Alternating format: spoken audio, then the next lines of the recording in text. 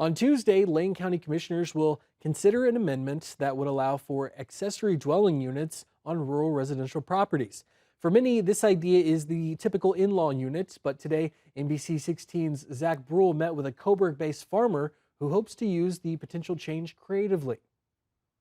Camiswale Farms in Coburg grows an array of fruits and vegetables for local distribution. The 16-acre operation employs about a dozen workers. During the height of the season, staff need to be creative to find affordable nearby housing. We have one staff who, lives in a bus on some land, and other staff who are roommates in houses in Eugene. On Tuesday, that could change, with accessory dwelling units, or ADUs, potentially being allowed on properties like Camiswale Farm.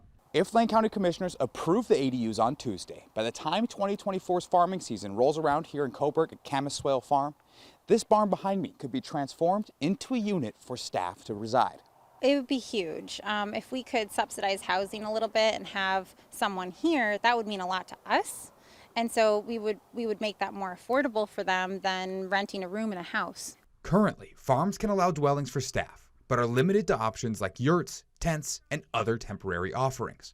With permission to utilize ADUs, farm workers would have access to facilities that better meet their needs. And they could have their own kitchen. They could have a flush toilet. They could have, just the amenities that help you feel good at the end of a long work day. And I think that's what we'd like to offer, not just like a shelter, a little home. Lippert believes simplifying the housing process for her employees would also incentivize them to continue supporting family farms like hers. Reporting in Coburg, I'm Zach Bruhl. And Zach joins us in the studio now. So for Zach, for those who don't know, aside from those farming units, what else can qualify as an accessory dwelling unit?